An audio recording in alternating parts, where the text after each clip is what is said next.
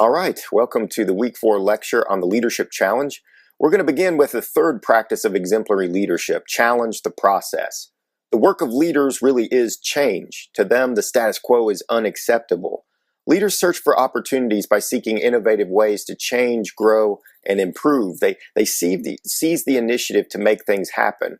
And knowing they have no monopoly on good ideas, leaders constantly scan the outside environment for creative ways to do new things.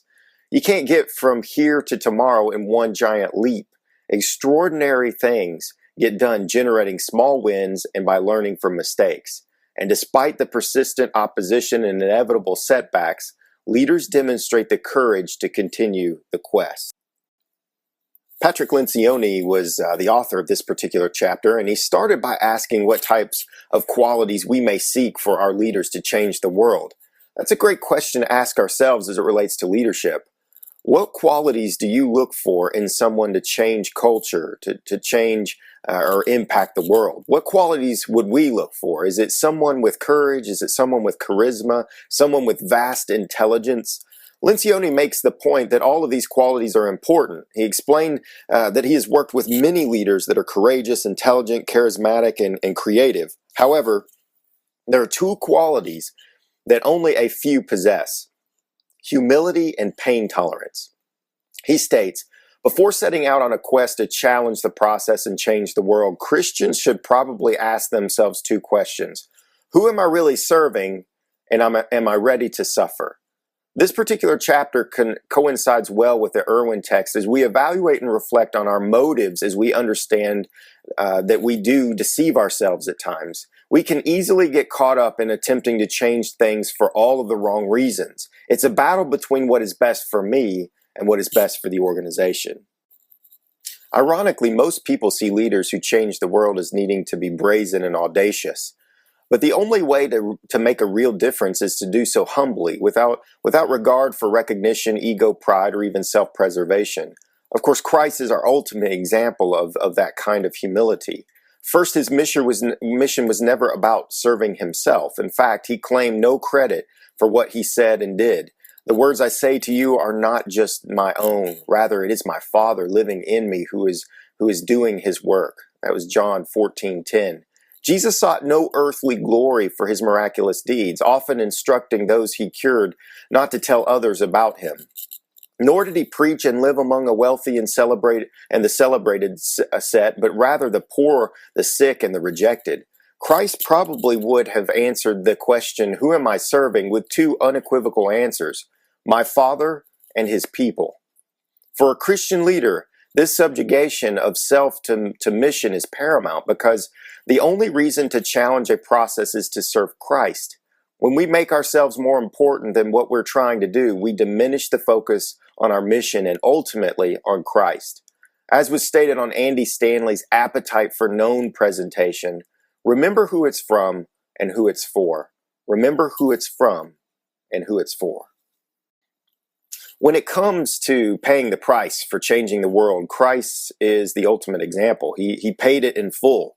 He not only accepted death on the cross, but also real human pain, suffering, rejection, and ridicule along the way.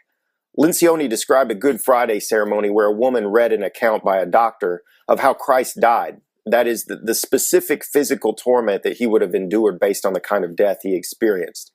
Listen to this for a second. Crowned with a thorn, whipped, spit upon, forced to carry a heavy wooden cross, hands and feet punctured and fastened to wood, pierced with a lance, his lungs filled with fluid, unimaginable, excruciating pain. Even beyond the unimaginable physical pain, Christ endured what we would consider to be incomprehensible ridicule and public humiliation. Here was the most holy man to walk the face of the earth, stripped of his clothes in public, spit upon, mocked by soldiers in front of his family, and even taunted by criminals who were crucified next to him. Think about that reality of this scene. It was by enduring the most brutal form of human suffering that Christ changed the world. Although few, if any of us, could ever contemplate something like his pain, are we prepared to endure even something considerably less? Fortunately, it's unlikely that we will ever have to endure torture or death in the pursuit of challenging a process. However, even for us who are blessed to work in a relatively peaceful organizational environment, the challenge of suffering is still very real. We can be fired by a manager, embarrassed in front of subordinates, or ridiculed by peers, all with a very traumatic impact on our self-esteem. How do we prepare ourselves for this possibility? Kouzes and Posner talk about the importance of psychological hardiness. They state people with a hardy attitude take change, risk, turmoil, and the strains of life in stride. When they encounter a stressful event, whether positive or negative, they react predictably. They consider the event engaging, they feel that they can influence the outcome, and they see it as an opportunity for development. The belief file, as mentioned in the Irwin text, for these individuals include optimism, hope, and opportunity.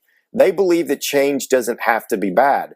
Change allows for growth, advancement, and innovation. They believe that change is actually healthy. For those rare leaders who are truly motivated by serving the greater good and who are willing to suffer in doing so, there certainly are many other concepts that allow them to achieve the greatest possible impact.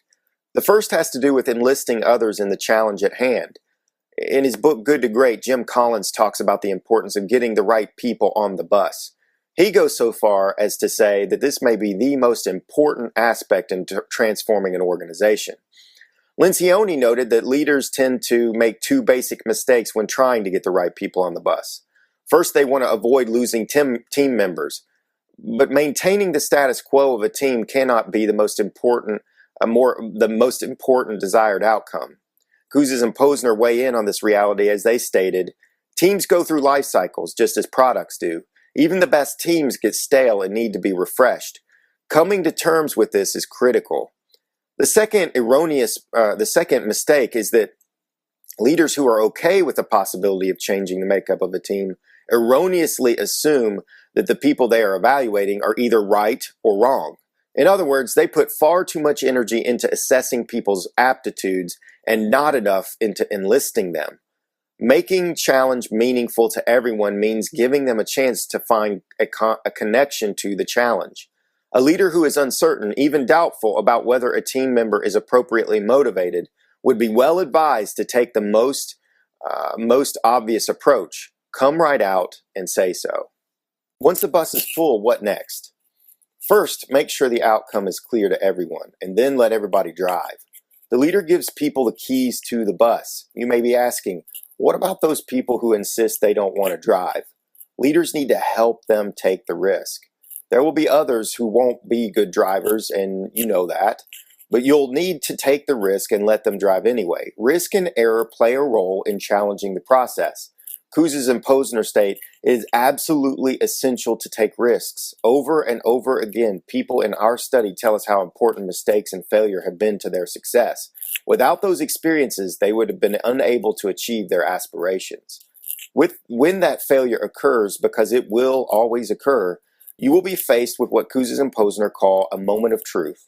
The way leaders handle crises says more about what they stand for than how they deal with stable, easy situations. Use that occasion to demonstrate your commitment to working through it for the common goal.